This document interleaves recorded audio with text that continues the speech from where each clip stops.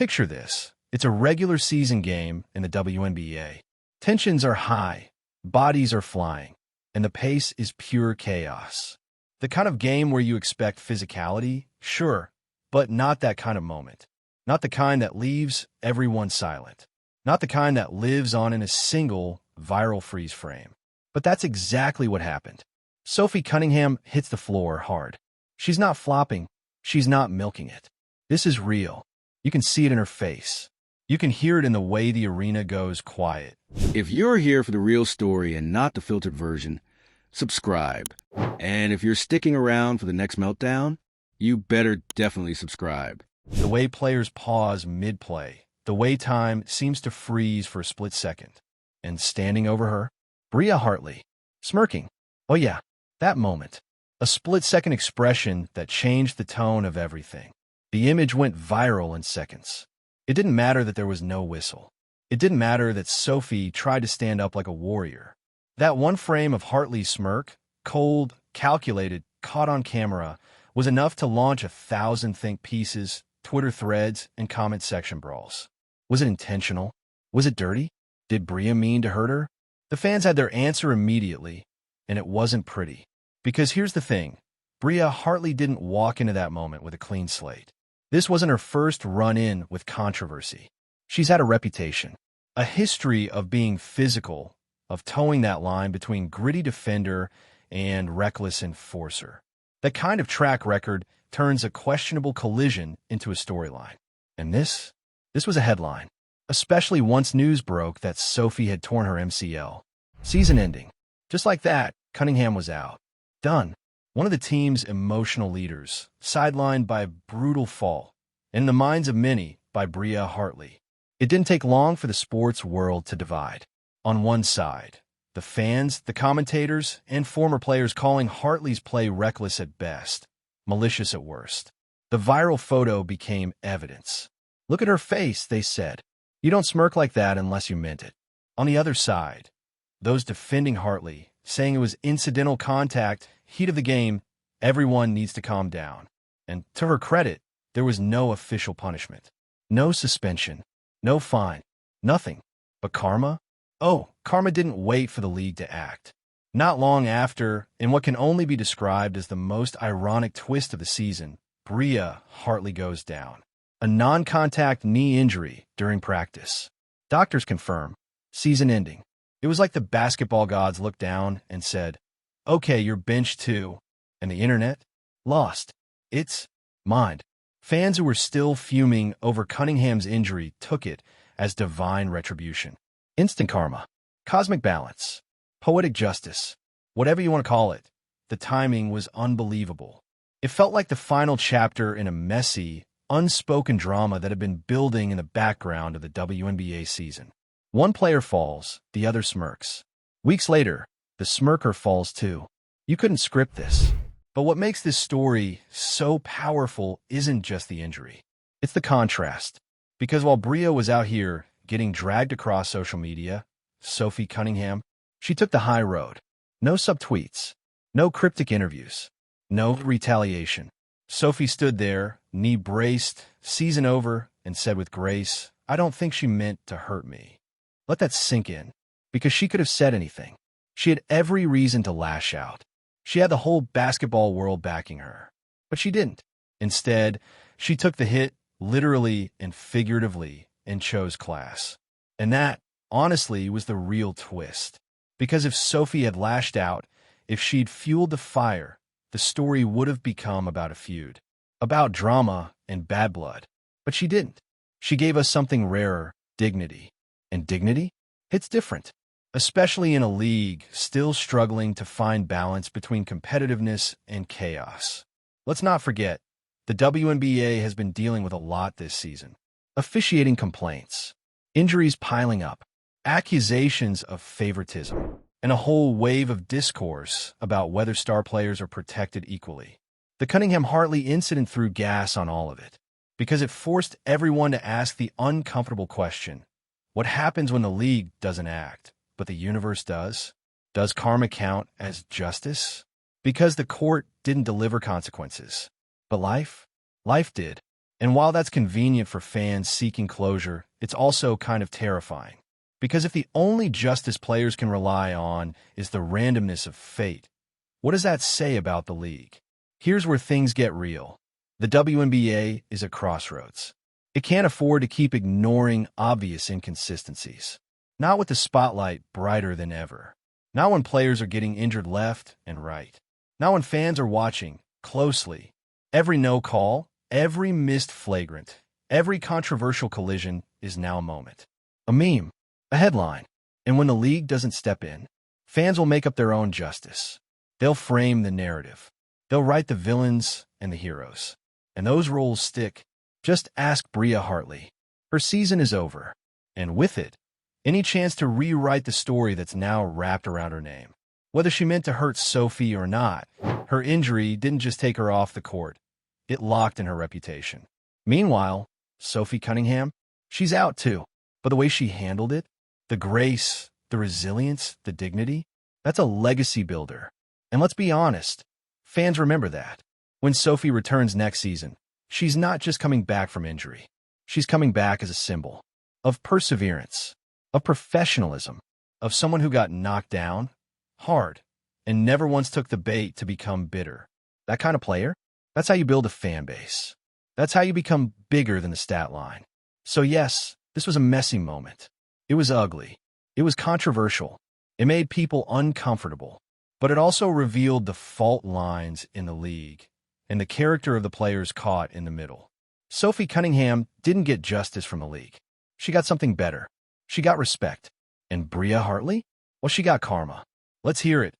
Was Bria Hartley's injury just bad luck, or was it instant karma in real time? Did the league drop the ball by not disciplining her? Or did Sophie Cunningham's grace make the biggest statement of all? Drop your take in the comments and let the debate begin. And don't forget to hit that subscribe button for more basketball drama, poetic justice, and courtside chaos. Because if this season has taught us anything, it's that in the WNBA, the real battles aren't always on the scoreboard. Oh, so you want more? You really want to go all the way down this rabbit hole? Good. Because the Sophie Cunningham, Bria Hartley saga, it's not just a headline, it's a case study in how quickly the court of public opinion becomes the judge, jury, and karma-delivering executioner in professional sports. And here's the wildest part. Everyone saw it coming. The minute that photo hit timelines, Hartley standing over a writhing Cunningham with that now infamous smirk, you could feel the narrative solidify in real time. No slow build-up. No, let's wait for the replay. Just one image, frozen forever, and suddenly Bria Hartley was cast as the league's newest villain. Let's pause there, because we've seen this movie before.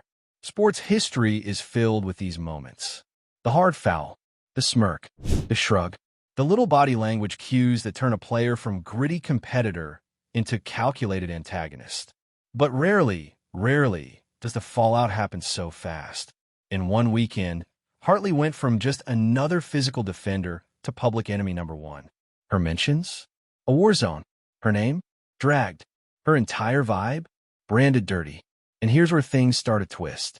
Because while the fans were screaming for consequences, the league was silent. No review. No penalty. No acknowledgement.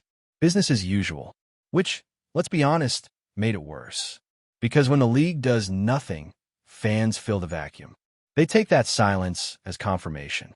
They say, oh, you're not going to step in? Fine. We'll handle it ourselves. Cue the digital torches and pitchforks. But while all this was happening, the controversy, the outrage, the endless reposting of that photo, Sophie Cunningham was chill. No call-outs. No victim statements. No emotional pressers. She didn't need to clap back because the universe was already cooking something up.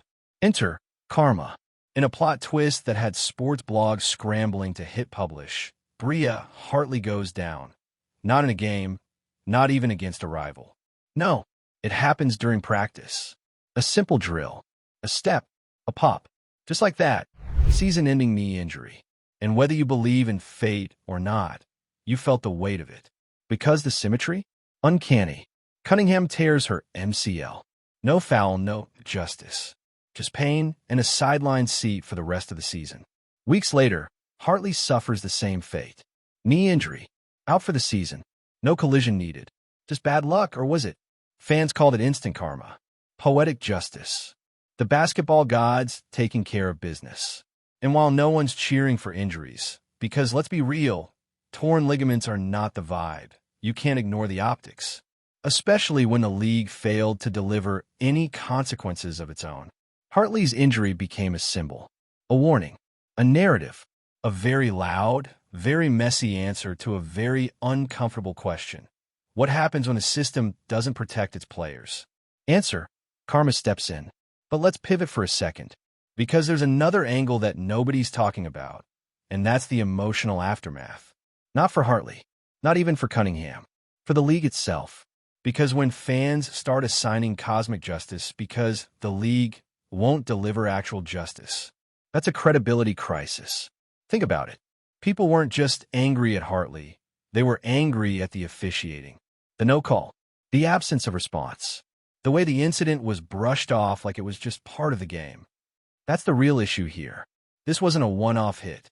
This was a flashpoint in a season that's already been riddled with questions about officiating and fairness, about certain players getting different treatment, about inconsistency and bias and miscalls that swing entire games. The Cunningham-Hartley saga was just a match that lit the powder keg. And what it revealed is that fans are watching everything now. The tone of the ref's voice, the delay before a whistle, the way certain players are allowed to get away with contact that others can't. It's all under a microscope. And that's terrifying because perception is everything. Let's go back to that smirk. Was it intentional? Was it just a weird facial expression caught at the wrong moment? Does it even matter? Because in sports, intent doesn't matter nearly as much as image. And the image told its own story. Cunningham, on the ground, clearly hurt. Hartley, standing over her with a look that read, whether she meant it or not my problem. That's all it took. And you know what? Sometimes that's fair. Sometimes it's not. But this is professional sports. And once a narrative gets rolling, good luck stopping it. Here's where it gets even more layered. Because despite the whirlwind, despite the drama, despite the endless comment threads and podcast debates, Sophie never once played the victim card. Not once. She could have stoked the flames, could have reposted that image, could have leaned into the narrative, grabbed the sympathy spotlight, and let Hartley hang out to dry. But she didn't. Instead, she said something that nobody saw coming. I don't think it was intentional. Let me say that again. With her knee blown out, her season over, her name trending for all the wrong reasons, she still chose grace. That is not weakness. That is power. That is how you build a reputation that lasts longer than any logo, stat line, or viral moment. Because Sophie didn't just walk away with sympathy, she walked away with respect. From teammates, from fans, from media, even from people who had no idea who she was before that game. And that's what makes this whole situation so fascinating. It's not just a story about a collision, or a smirk, or a torn ligament. It's a story about legacy. And how it gets written. Bria Hartley may or may not have meant to hurt Sophie Cunningham. We'll probably never know the full truth. But the injury, the reaction, the karma that followed, it all painted a portrait. And right now, that portrait doesn't look great for Hartley. She's out with an injury. Her reputation's in question. And fair or not, the smirk is going to follow her. Meanwhile, Sophie, she's sidelined too. But somehow she's rising. As a voice of calm. As a player who didn't let bitterness define her. As someone who said, I'm not going to give you drama. I'm going to give you dignity. And that's unforgettable. All right, because this story, the Sophie Cunningham, Bria Hartley drama, the injury, the fallout, the unspoken tension, it's not done simmering. In fact, it might just be the defining subplot of the WNBA season. A story that on the surface looks like a freak accident. But underneath, it's a mirror, reflecting everything that's right, wrong, and wildly complicated about the league right now. Let's pull the lens back even wider. This wasn't just a one-time collision between two players. It was a collision of reputations, values, and narratives. Cunningham, the hard-nosed competitor with a rep for toughness and leadership. Hartley, the veteran guard with a chip on her shoulder and a history of playing with fire. Two players. One moment. And everything that followed became a blueprint for how fast the public can split into sides. And you know how sports fans work. There's no in-between, no gray area. People want heroes and villains. Full stop. And once that photo of Hartley smirking dropped, boom, the sides were drawn. Sophie became the hero, the fighter, the player who got hurt but refused to point fingers, refused to fan the flames, even when the league refused to step in and set the record straight. Hartley? Villain. Period. Dirty player. Smirking at an injured opponent. Done. The court of public opinion delivered a verdict before the league even finished reviewing the film. And look, that kind of reaction, it's not always fair, but it is reality, especially in women's sports, where moments like this don't just live on social media, they define careers. There are fewer games, fewer highlight opportunities, fewer primetime slots. So when something dramatic happens, it gets magnified. And this was a flashbulb moment. You can see it already taking shape. Years from now, people won't remember the exact score of that game. They won't remember who won the quarter, but they'll remember the image. The silence after Sophie hit the court, the smirk, the absence of a whistle, and the injury report that changed everything. But let's talk about what happened after the karma. Because once Hartley went down in practice with her own season-ending injury, the exact kind of non-contact, twist-of-fate moment that takes months, sometimes years, to recover from, the narrative changed again. Not in her favor. Oh no. If anything, it locked in the story. Now, every time Sophie's injury gets brought up, Hartley's name follows it like a shadow. And now her injury has been folded into the lore of the incident. People are saying things like, she got what was coming. That's what happens when you play dirty. Energy doesn't lie. And look, whether or not you believe in karma, whether or not you think the universe has some kind of moral scoreboard, you can't ignore how the sequence unfolded. Injury. Smirk. No foul. No suspension. Weeks later, injury again. No, it's not justice. It's not clean. But it feels like something. And in sports, feeling often matters more than fact, especially when the league doesn't fill in the blanks. Let's get real for a second. The WNBA is at a pivotal moment. Growth is happening. Viewership is rising. Merch is selling. The buzz is building like never before. But the infrastructure? Still catching up. And nowhere is that more obvious than in moments like this. When officiating fails, when star players get taken out with no accountability, and when the silence from leadership only makes things louder.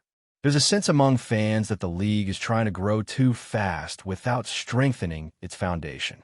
And that includes protecting players. Not just physically, reputationally. Because if you let these kinds of moments go unaddressed, players end up carrying more than just their injuries. They carry the weight of misunderstanding, of unanswered questions, of a silence that speaks volumes. And for Sophie, she's had to carry all of that. But you know what's wild? She's done it with grace. She didn't weaponize her injury. She didn't let the story turn into a soap opera. She didn't milk the moment or turn the public outrage into a personal campaign. She just kept it moving. And that is why she's gaining so much respect right now. Not just from fans, but from players, from coaches, from media who've seen athletes spin far less serious incidents into weeks of headlines. Sophie could have gone scorched earth. She could have dragged Bria, could have hinted at retaliation, could have thrown the league under the bus for doing nothing. But she didn't. Instead, she showed up with class, said the injury was part of the game, wished Hartley well, and moved forward.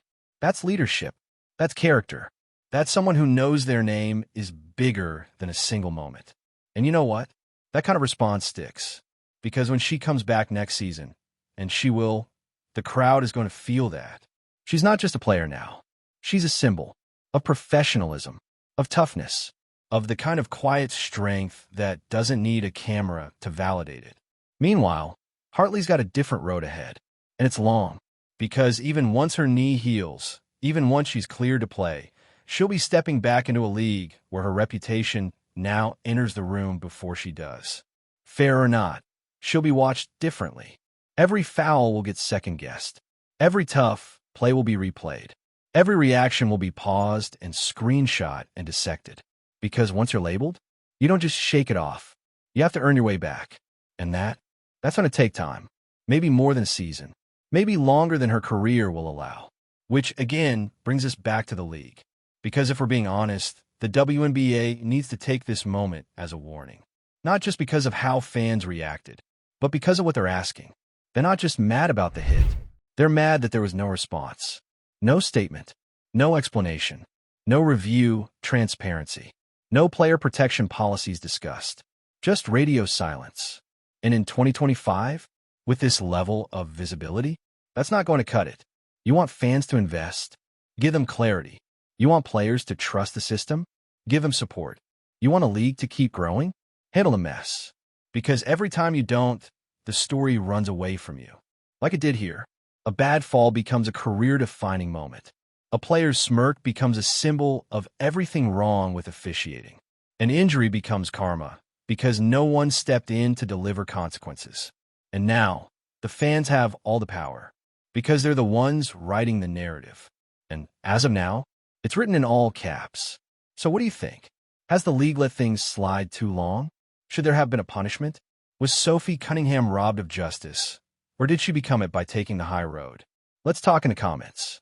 And don't forget to subscribe for more stories like this. Because in the WNBA, the scoreboard only tells part of the story.